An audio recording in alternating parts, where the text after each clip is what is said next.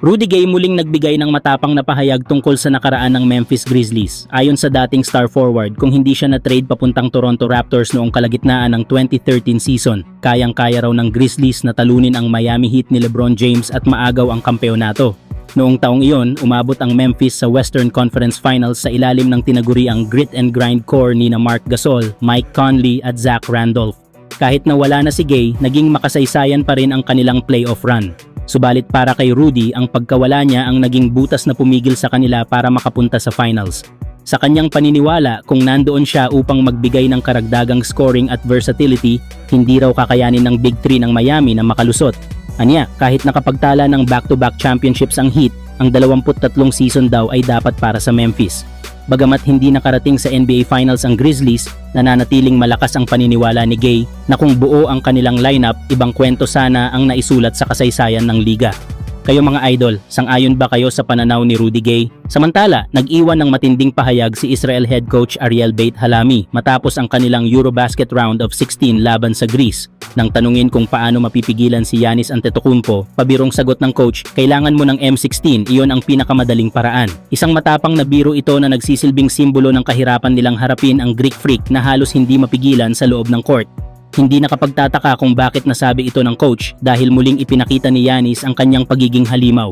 Umiskor siya ng 37 puntos sa impresibong 18 out of 23 shooting, may kasamang 10 rebounds at halos siya na ang bumuhat sa opensa ng Greece. Sa kabila ng matibay na depensa at buong pusong paglalaro ng Israel, walang naging sagot sa kombinasyon ng lakas, bilis at husay ng NBA superstar. Lumaban ng husto ang Israel sa pangunguna ni Deni Avdija na nagtala ng 22 puntos, kasama sina Roman Sorkin at Tomer Ginat na parehong may 15 puntos. Gayunpaman, nanaig pa rin ang Greece sa iskor na 84 hanggang 79 upang makapasok sa quarterfinals. Ang pahayag ni Coach Beit Halami ay malinaw na hindi literal kundi hyperbole lamang, isang paraan para ipakita ang matinding respeto at pagkilala sa kahusayan ni Giannis.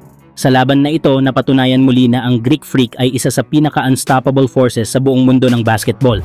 Samantala, mainit na usapan ngayon sa NBA trade market ang posibilidad na targetin ng Los Angeles Lakers si Andrew Wiggins. Matagal nang kilala ang Lakers na palaging naghahanap ng mga piraso na makakatulong sa kanilang superstars at si Wiggins ay nakikita bilang isang fit na swak sa kanilang sistema. Bakit nga ba interesado ang Lakers kay Wiggins? Una, malaki ang pangangailangan nila ng versatile wing defender na kayang bantayan ang malalaking scorers ng kabilang koponan. Kilala si Wiggins sa kanyang length, athleticism at kakayahang magbantay ng perimeter players pati na rin ng malalaking forwards. Dagdag pa dito, may kakayahan din siyang mag-provide ng secondary scoring mula sa labas at slashing papunta sa loob, bagay na malaking tulong para maibsan ang pressure kina LeBron James at Luka Doncic. Sa madaling salita, magiging balanse siya sa depensa at opensa, isang role na matagal nang hinahanap ng Lakers. Samantala, bakit naman handa ang Miami Heat na pakawalan si Wiggins kung sakali? Sa kasalukuyang sitwasyon, patuloy na hinuhulma ng Heat ang kanilang roster at pinaprioritize ang cap flexibility para sa mas malalaking moves sa hinaharap. Si Wiggins ay may kontrata na may bigat sa salary cap at ang pagbitaw sa kanya ay magbibigay ng mas malaking kalayaan para sa Miami na makahanap ng mas angkop na piraso na babagay kay Tyler Hero at Bam Adebayo. Dagdag pa rito, kilala ang Heat bilang isang organisasyong na handang magsakripisyo ng talento kung sa tingin nila ay hindi swak sa kanilang Heat culture at long-term plan.